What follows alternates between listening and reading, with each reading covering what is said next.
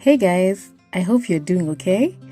Today I want to shout out Liz. You know yourself, Liz. Thank you so much for your support and feedback. Liz is a patron of the podcast. You can also be a patron and help keep the podcast going by going to patreon.com/kukubatajunkie. There are some benefits you get by supporting the podcast, so go to patreon.com/kukubatajunkie today. The link will also be in the show notes. Again, thank you, Liz. On the podcast today, I have a counseling psychologist. We talk about what therapy is and what it's not. And guys, I get schooled on how to refer to people with mental health illnesses and disorders. You will hear my cringe-worthy moment shortly. You can literally hear me cringe, but I know better now. This episode is a phone call, so it will sound like a phone call. And something else, I didn't realize that when I was recording, the mic picked up my scribbling. I was actually cringing as I did the editing. I tried to remove as much of it as possible, but apologies for that. Hello there, and welcome to the Cocoa Butter Junkie podcast. I'm Michelle, and this is my podcast. This is a podcast on the everyday reflections and experiences of Kenyan woman. It is my examination of life living through mental health issues, grief, growing up, aka kicking and screaming into adulthood, the experiences of being a woman in Kenya, making friends as an adult, struggles with faith, and a bunch of other topics. Thank you for listening.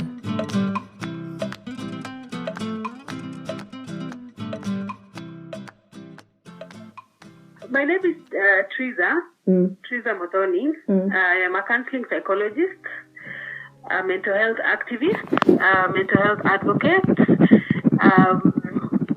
a student, a mother, a wife, and an extrovert, if I may. Okay. I am an extrovert here. Yes. Okay. So if we could just get right into it. So why did you decide to become a psychologist? I've been in banking, forex trading for the past 10 years. But along the way, something happened that was very close to me that made me want to learn more about mental illness. I am a psychologist who specializes in mental illness because there are so many fields of psychology. There is forensic, there is career counseling. There are so many diverse specializations when it comes to psychology. I chose to specialize in mental illness because it was a very personal journey for me in regards to having someone close to me being diagnosed with bipolar disorder, and I really wanted to figure out why it was. What happens when someone has bipolar? How do you manage it? How do you treat it? And that's how my journey began. So I decided to go back to school in 2015, late 2015, 2016 there, to now start my bachelor's in psychology. I had to start with a diploma to just get the basics, because you can't just jump straight to bachelor's. There are so many things that you will miss. That if you start with a diploma, I'm saying this for the sake of people who out there would want to pursue psychology as a career. It's best to start with a diploma so that you get the basics and then climb back to your bachelor's and master's and PhD. So it was someone close to me being diagnosed with bipolar disorder that made me want to really understand it, the illness, manage it and treat it, and coping mechanisms and everything about it. And as I learned more, my curiosity became more, and that's how I found my life purpose, because it really belonged with me. I felt that I belonged with it. And yes. So how That's how my journey began. How are they doing, the person who was diagnosed? Oh, wonderfully. They are coping very well. We go a very long time without episodes. And bipolar and so many mental illnesses are very manageable with treatment, and by treatment I mean medication and therapy.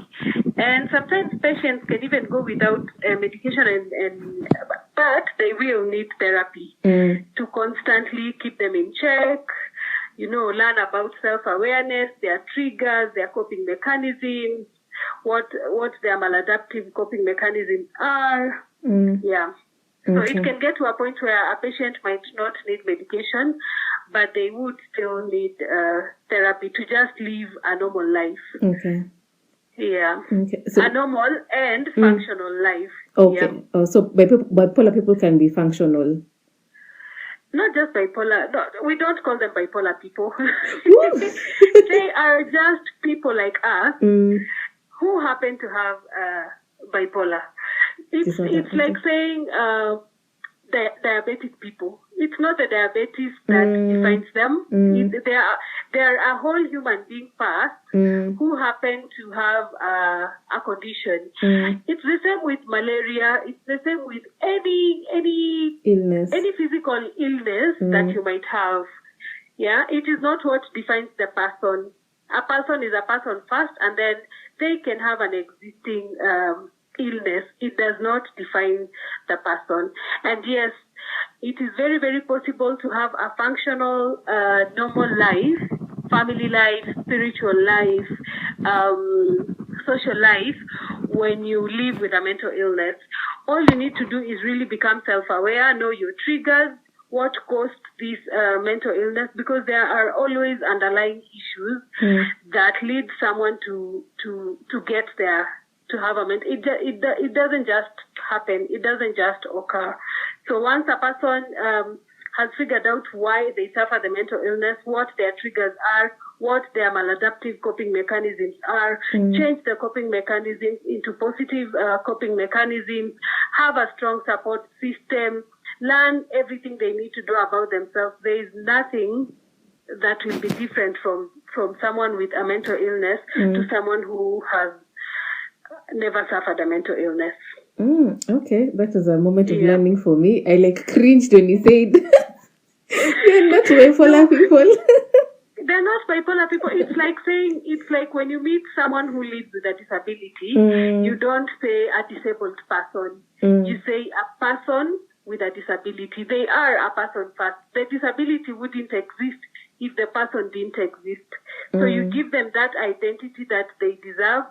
The identity of a person. They are a person with a personality, with so many aspects in them. And it is not our weaknesses that define us. It is our strengths. And just by virtue of being a person, a human, that is already a strength, regardless of what follows after that.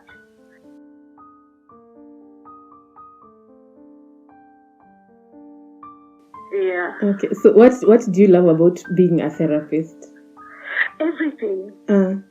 Everything. I love being able to help people. As I said before, I am an extrovert, and as an extrovert, I realized that I have the ability to make people feel very close to me, open up really fast, become very warm around me. People who are even introverts feel very comfortable around me. And I realized that if I could channel this into something better, into something more positive, then I wouldn't just be a vibrant person. I'd be a person who brings about healing, who catalyzes the healing process. I'm just a catalyst. I am not the healing process. I am a catalyst to someone's healing journey. And that is what I love most about being a psychologist. And being able to give someone the assurance that it can get better, that it is not your weaknesses that define you, it is your strengths and what you can do. Just reminding people of how powerful their thought processes are, reminding them that life is a choice you make every day, to be happy, to be sad, to feel however you want to feel. It's a decision and a choice. There might be circumstances where we have no control over how happy or how sad we feel at that moment due to life itself. But you can always turn that around. These sad, dark moments do not have to be your life. You can turn that around, and just giving people that assurance and teaching people about mental health, the importance of stress management, the importance of emotional intelligence, the importance of physical exercise, the importance of spirituality in their life. Just being able to teach people this and actually seeing people take this and use it to change their lives and the lives of their loved ones and their families, it is just some sort of fulfillment that I've never been able to get anywhere else. So it is, mental health is my life purpose, and I love everything about it. There are dark moments though, but it comes with a job description, na tunasonga mbele regardless. Okay. So if you would define therapy, how would you define it as? It's called psychotherapy. Psychotherapy is a form of talk therapy with a professional. So when you and your girls are sitting over glasses of wine and talking about how your boyfriends broke your hearts and how you went to Malibu and had the time of your life, but something wrong happened and you start crying, that is not therapy. Therapy is a relationship between a client and a trained, experienced professional where you come with your problems. We, together, define what those problems are, why they are that way. We come up with a treatment model, treatment intervention, whether it's going to be medication and psychotherapy, or medication for a while and then we start with psychotherapy until the client is able to be independent psychologically and emotionally by themselves. So it is a form of talk therapy between a client and a professionally trained psychotherapist. A psychotherapist is now someone who's studied either counseling psychology or medical psychology, depending on the field now. Therapy is the session now we have, is the talk I have between myself and the client. Mental health is your mental state. Is it good or is it bad? It's just like defining physical health. You understand? Yes, I do. So mental health can either be normal, it can either be bad, or it can either be good. When it's good, we say you're able to manage your problems without your problems overwhelming you. When it's bad, it means that your problems have become unmanageable, and so you've adopted bad coping mechanisms for your problems, like drinking, addiction, behavioral issues. Then when you've adopted maladaptive behaviors to cope with your problems, then we say you have a mental health problem. A mental illness is an illness that affects your cognitive and behavior. But when we say cognitive, we are talking about your thoughts. A mental illness is an illness that affects your thoughts, in that most of your thoughts are negative. Okay? And a mental illness can go as mild as having stress, where you start being irritable, you start being stressed up, you start being unreasonable, you start being moody, or it can go as far as being psychotic, hallucinating and hearing voices, what we call delusions. So it depends. There is this funny phrase that people use that everybody has a mental illness. It's just that the degree varies, and that is very evident when people are drunk. Then you see a side of them that you would we've all been there, that you wouldn't see. So it's really the degree of coping with your problems and how it affects your overall life that determines whether you have a mental health problem or you're good. Okay.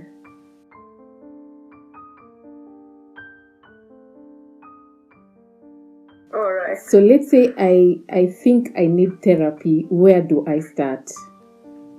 Well, you can start with me. We there are so many places you can get help. So many places you can get help. Online, I have an organization called Growth Catalyst, where we deal specifically with mental health issues. And when I say mental health issues, it does not necessarily mean that you're going crazy is when you're looking for us. Sometimes even just simple things like being stuck in life, feeling like you're not moving forward, you're stagnated.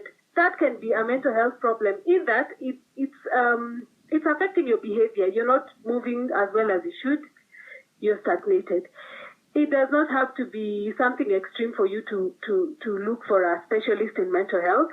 I have an organization called Growth Catalyst. You can find us on Instagram on the same, on Facebook on the same, and my office is in Zion Mall. Okay. Most importantly, I have a podcast on Anchor called Wazo, and my details are there. Someone can easily access me there.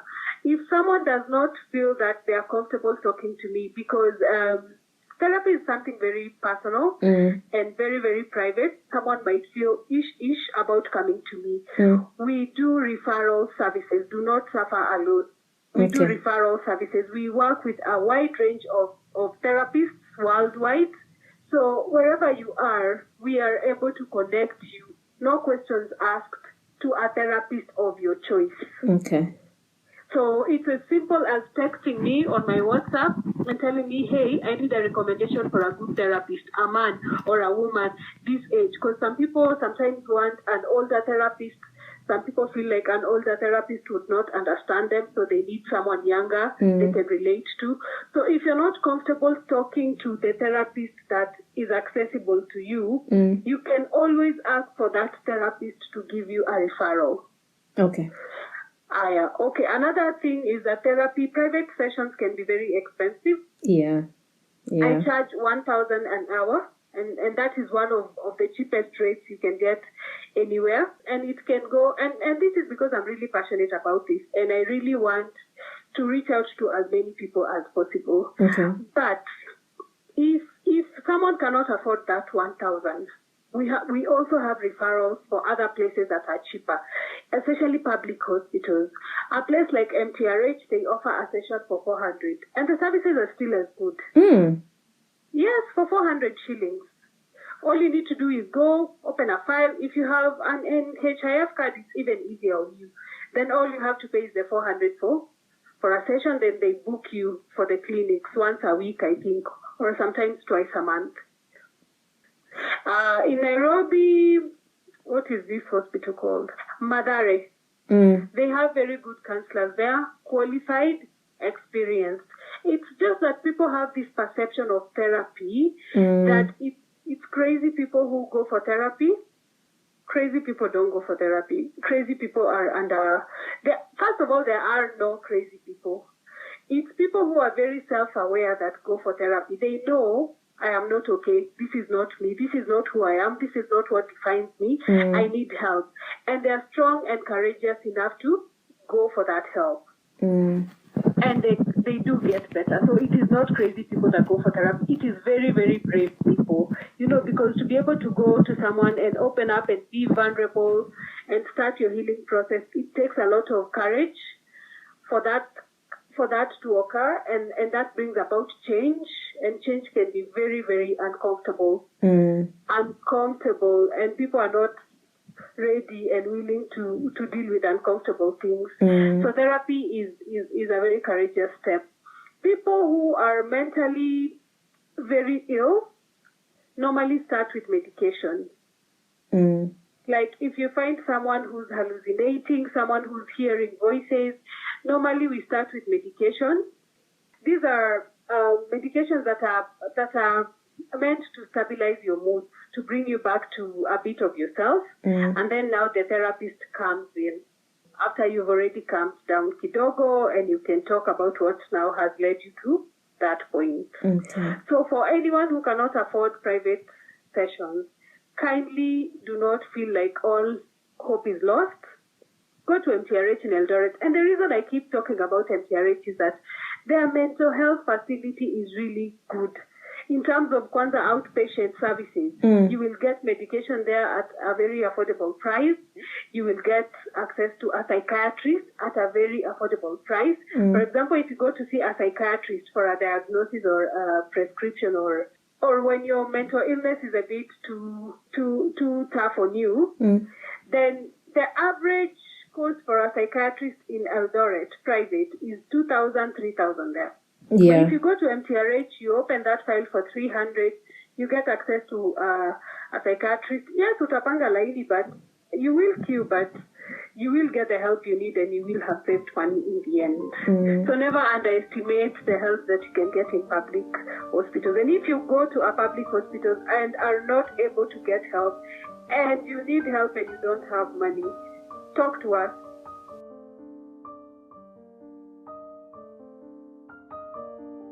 Do people have misconceptions when they start therapy? Like, what are the top 3-4 misconceptions that people have when they start therapy? The biggest misconception is that, one, your therapist is going to tell on your problems. The moment you walk into a therapy session, I am legally bound by law to not disclose what you just said there. Unless you're a danger to yourself, as in you're extremely suicidal, in which case I will need your permission to discuss with someone you feel comfortable discussing this with, so that they can be your support system. Or, unless you come to me and you confess that you're intending to commit a crime. A crime like terrorism, you know, or like you're hurting a minor, like a pedophile or someone like that, in which case I would need to involve someone else.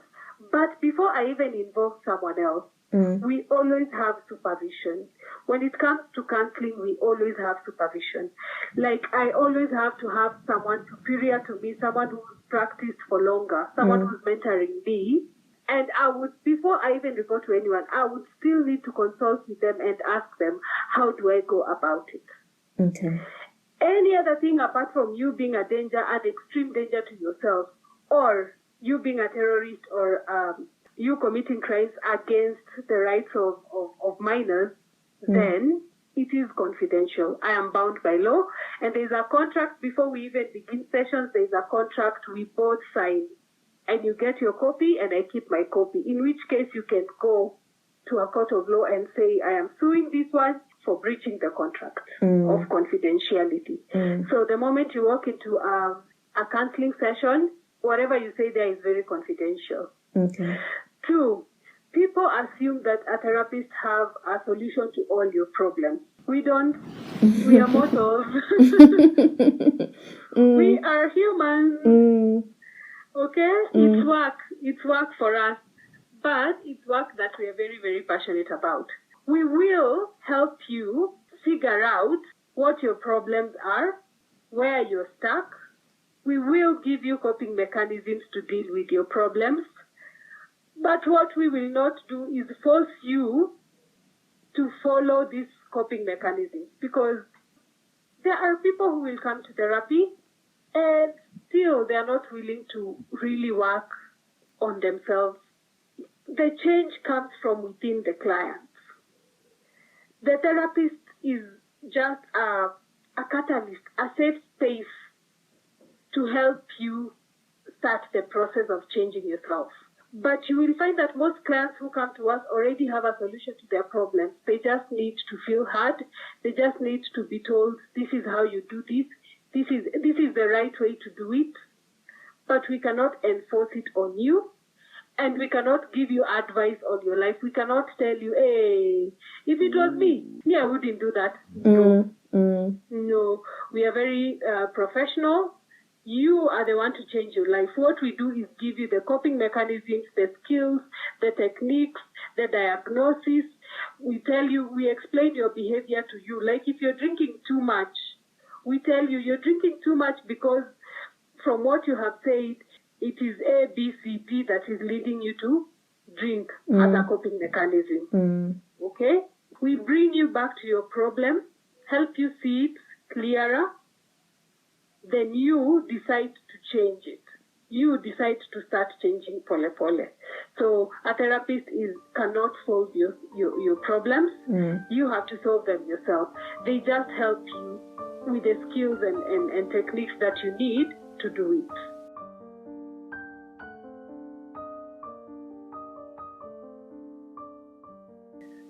Yes. Is there any other misconception that people have? Mostly with the society. There's a lot of stigma about therapy. A lot of people think that you have to be very psychotic or beyond help to come for therapy. That is not the case. Even us therapists have to go for therapy. Yeah. You know, because every day is a challenge. Every day brings with it a new challenge. So, and sometimes you just need someone to listen to you without judgment, because in therapy there is no judgment. Without being interrupted, you will be heard, completely heard, and to just get a fresh perspective on things, a fresh professional perspective on things. So therapy is not for people with mental illness only. Therapy is for everyone. Okay. It's just like going to a dentist. You don't go to a dentist when you have a toothache. Sometimes you just go for checkup, yes? Yeah. Yeah, exactly. Okay. So you've actually preempted 2 questions I had for you. The first one was, do you get therapy yourself, and should everyone be in therapy? But I guess you've answered those questions. I cannot answer in terms of everyone going to therapy, but it's highly recommended. Okay. Even just for fun, just go one day, go and see where you are, because we don't have everything figured out. We really don't. You might think you have everything figured out, but you don't. With therapists, we have something called debriefing, where I have to go to my supervisor, especially if I have if I have sessions consecutively for a week, I would need to go and offload to someone. Okay. And they have someone they go and offload to. So it's a cycle, so that nobody is carrying that heaviness alone. Yeah. So in the beginning, you mentioned there are dark moments in a psychologist's life. Yes. At what point do you think it gets too dark for you so that you have to go get therapy? Being self-aware, I know when a case is too intense for me. And sometimes I can go from a case to debriefing the following day. And sometimes I can even have cases for a month and not go for debriefing because they're not heavy on me. So it depends on how I feel after a case. Okay. And if it affects my functionality, my perspective, my professionalism. Yeah. Okay. Yeah.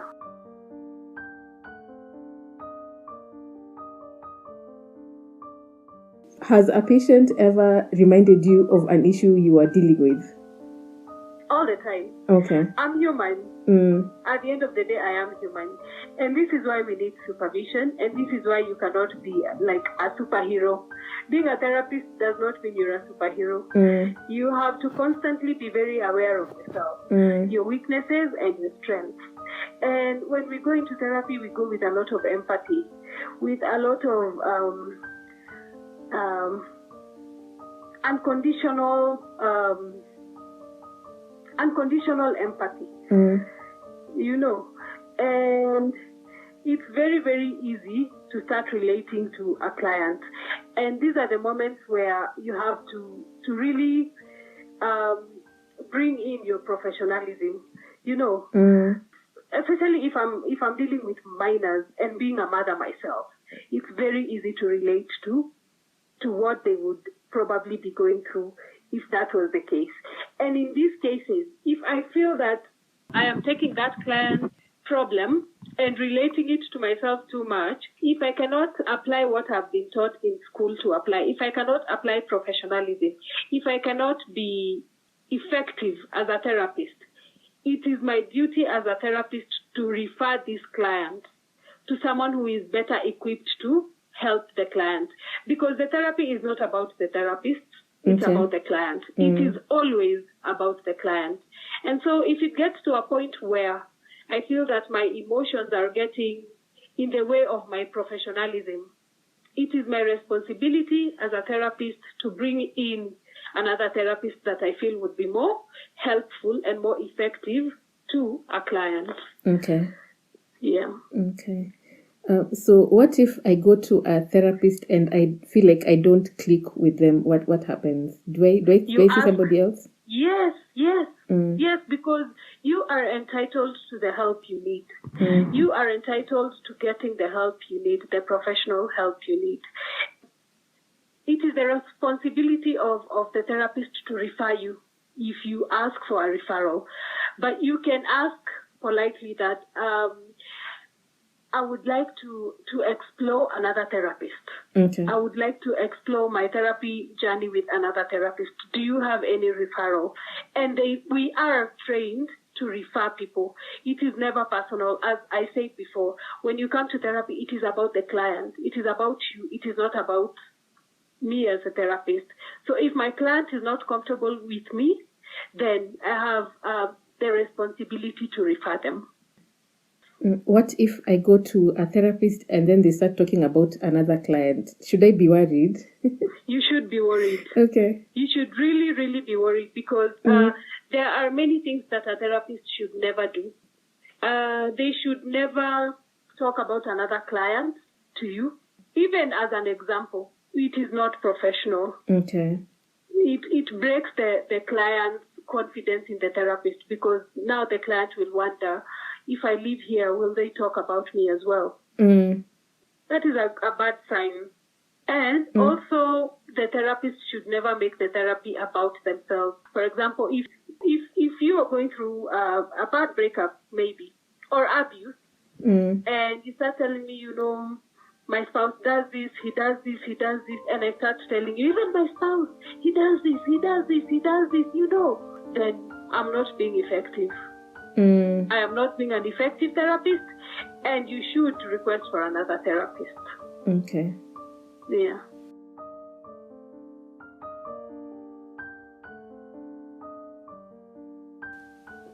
As a therapist, are you able to tell when a client is telling you what you need to hear? Yes. Okay. I am trained to deal with that. Okay. This is why we go to school for all these years that we go to school. Also, clients can also be manipulative in therapy. So we also know that. And this is why referral is very, very important. If I feel that I am not helping the clients as best as they need to be helped, it is my duty as a therapist to refer them. Okay. Yes. At what point do people get on medication, or would you refer them to see like a psychiatrist after they've been seeing you for a while? Mostly with chronic depression. If you've not been able to, if you've been getting minimal sleep, in cases of insomnia, like you're only sleeping 3 hours in 24 hours, you're only sleeping for 3 hours, and it is not 3 hours of good sleep, then you need medication. If you are suicidal, we have to start with medicine. Or I refer you, this is where now, let's just say, cases where I refer someone to a psychiatrist. Extreme insomnia or hypersomnia where someone sleeps throughout. Suicidal thoughts. Psychosis where they've lost touch with reality. Like they are not sure of what is real, what is not. Hallucinations. Delusions where they are hearing voices and sounds, like voices telling them to do something, like a voice telling someone to... Like there was this case of a woman who, on TV some time back, the woman who killed her kids, she was hearing the voice of her estranged husband telling her to kill the kids. And when she killed the first one, she said that the voice of her husband in her head was very happy and encouraged her to do the same with the other kid. That is pure delusions, like hearing voices. And these voices are so clear, it's impossible to tell whether they are real or not. Then that person needs a psychiatrist. Okay. Yeah.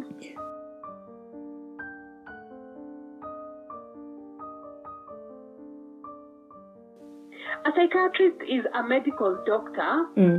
A lot of people confuse a psychiatrist and a psychologist. A psychiatrist is a medical doctor who's gone to med school for 6 years, then specialized another, I think, 2 years in psychiatry. Okay. Yes. A psychologist is a trained professional who is only trained in talk therapy and kidogo medication, but not, we are able to diagnose, but in complex cases we have to work with a psychiatrist.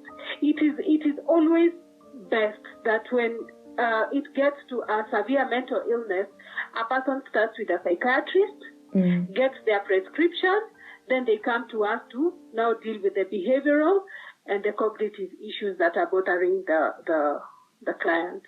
The psychiatrist deals with the medication and the diagnosis, and if there are MRIs to be done, if there are physical examinations to be done, toxicology reports.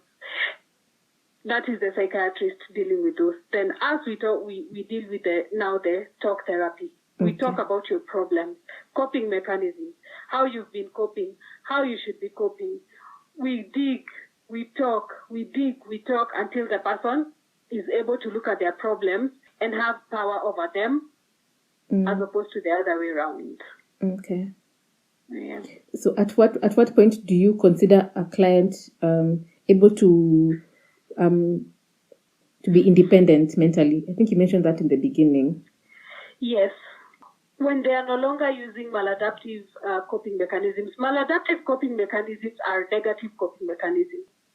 Basically, when someone is able to function properly without negative coping mechanisms, then we can say they are independent.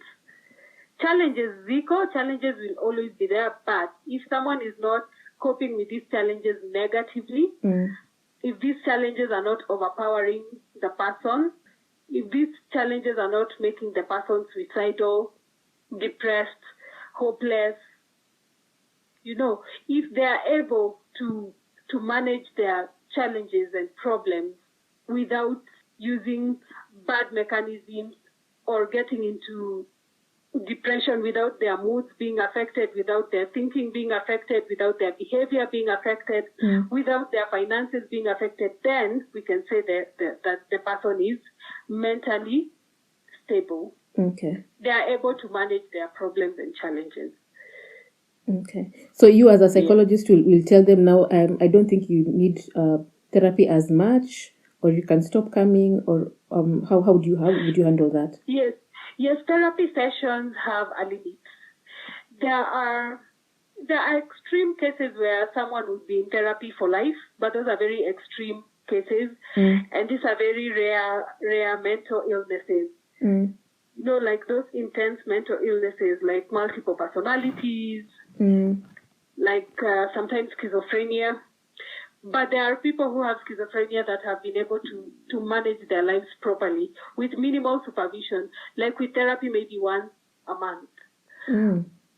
Yeah. But if it's normal problems, a therapist who is effective should be able to see some change in their clients. And if this change is not occurring, then there is something wrong somewhere, and the client needs to be referred to another therapist. Okay. Yeah. So like a normal basic session should be a minimum of 5 sessions, a maximum of 20, unless we are talking about now that long-term therapy, which we call now psychosocial support, where you just give the client psychological support to deal with their social life. And this can happen even once a month. Okay. So even when we say it's for life, it's not like for life every day. Yeah, it could be like 12 times in a year. Okay. Yeah.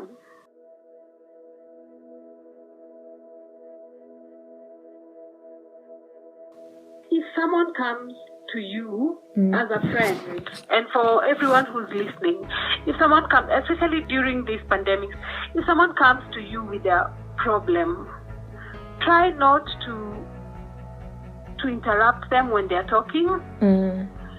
Try not to take their problem and personalize it and then give it back to them.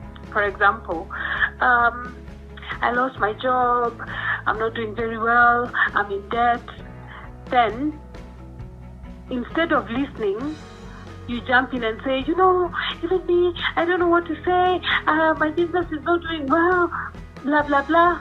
That person has not felt heard. They came to you because they wanted someone to listen. And most people don't know this, but mostly when people are talking about their problems, they already have solutions to those problems. In very rare instances, do people feel like blocked. But the moment you let someone speak out their problems, as they speak, solutions are coming to them.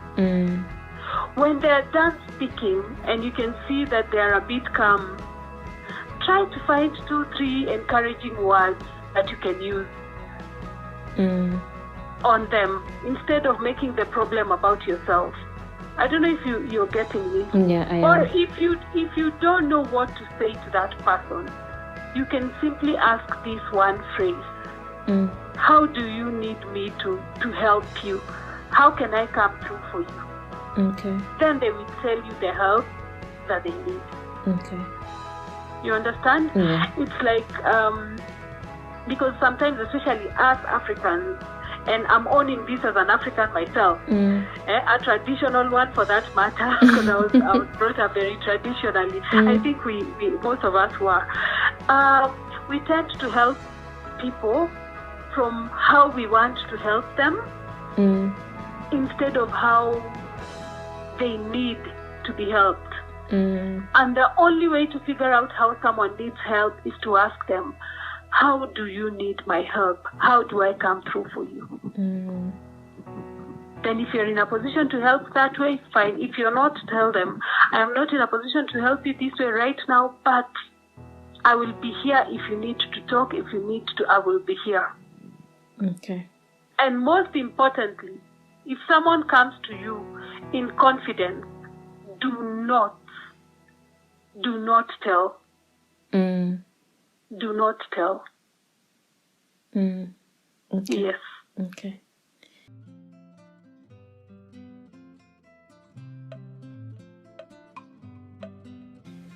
Okay. So how is your 2020 going? My 2020, the past, hey, it's not been easy on anyone. But I'm one of the lucky few that have managed to keep my job. I thank God for that every day. And it's a very big blessing for me. And because my husband was not working for the better part of the beginning of the year. So I'm very, very grateful that at least one of us was working. Mentally, it had a toll on everyone. The fear about COVID-19. I am a mother. I have 3 kids and 2 nephews living with me. So there is that constant fear that they might be home, locked down, and then I come with corona from town, bring it home. So there's that natural fear, but I was able to talk to my supervisor, and I have a very good support system, like a very, very good support system. And but the past 2 months, a lot of burnout. I haven't been able to record on my podcast for a while, but I am working towards starting again on this next week. Okay. It is extremely important to know when to take a break from your life even and the demands of life, and I do that a lot. It can come across as selfish sometimes, like when I lock myself up and I retreat into my safe space, but it is extremely important for my mental health. Overall, I thank God that we've survived, that we've managed, and I pray to everyone who's going through hard times during this COVID, focus on surviving one particular day. Okay. Don't focus on 2021 because everybody's life was affected. I was supposed to do a lot this year. A lot that I won't even mention. But it happened as it happened, beyond our control. If you're alive, if you're healthy, if you have food on your table, a roof over your head, regardless of what is happening around you, you are okay. Focus on the small blessings that you have, because in the end, when you really think about it, what you call small blessing is what is the biggest blessing, actually. Yes. Okay.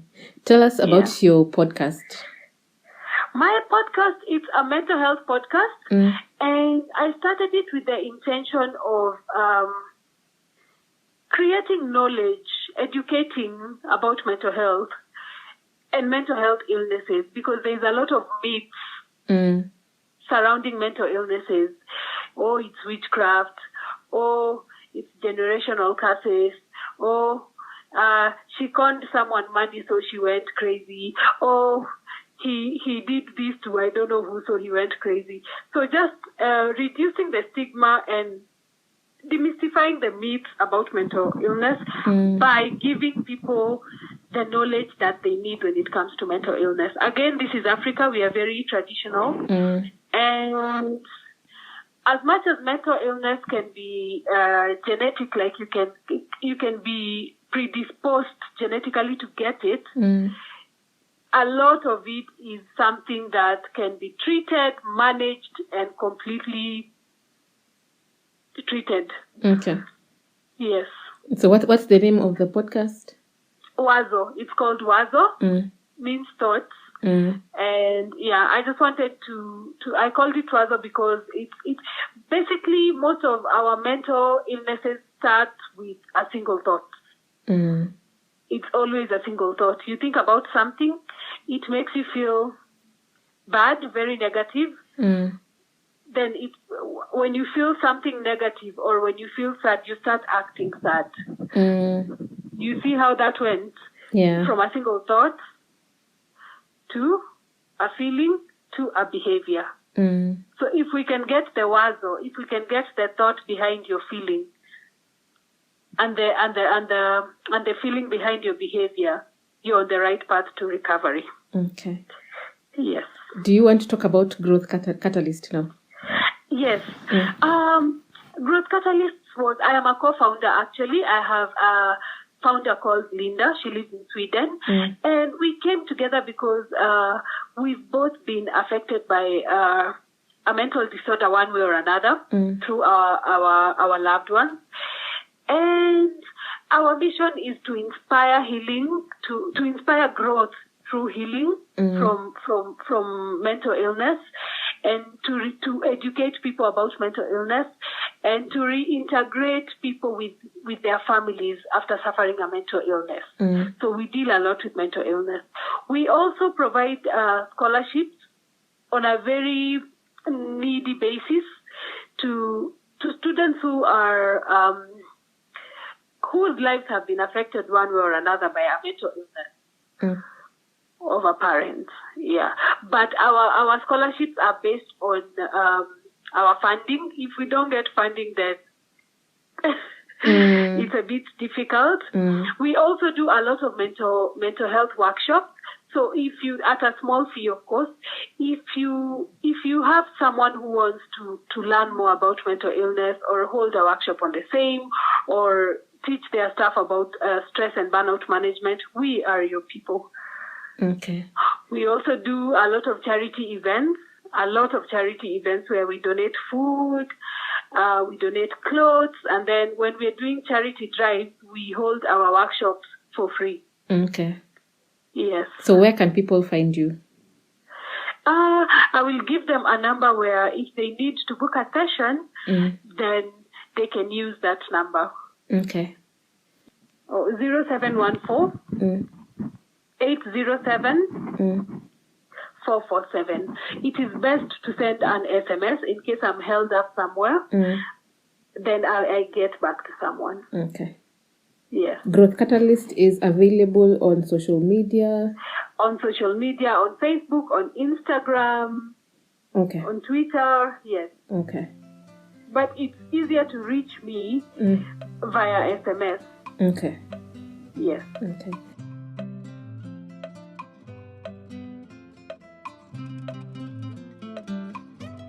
So do you have any recommendations for my listeners? If someone is having mostly relationship issues, if they feel very controlled in a relationship, if they feel that they've lost their sense of identity, if they feel something is wrong but they don't know what is wrong exactly, let them go to YouTube and search for Dr. Ramani, like Ramani, Ramani, doctor, on YouTube. I think I know her. She talks a lot about narcissistic abuse. A lot of people are in narcissistic relationships and they don't know. Mostly women, but both men and women. So it's not like men are the only ones who are narcissists. Let someone go to that YouTube channel, listen, learn what you can, make your life changes, adapt, do whatever you need to do with that information.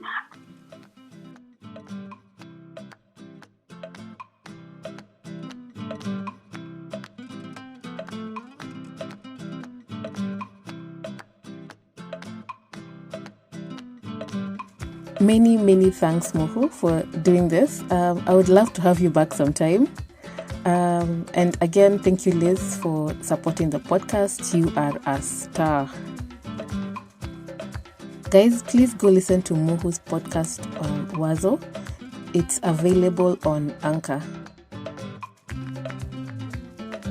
Again, Muhu's number is 0714-807-447 in case you want to book a session with her. As she said, she prefers text. So in case you can't get through to her, just text and she will get back to you. I will link the rest of her info in the show notes.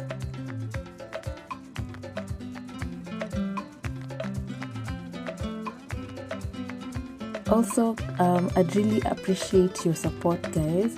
So go to patreon.com/CocoButterJunkie to give your support.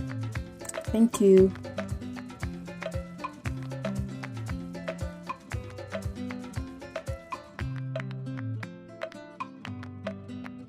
So that's the episode, guys. Thank you for listening. And if you're considering therapy, I hope you start soon. Okay, I'll see you on the next one. Bye.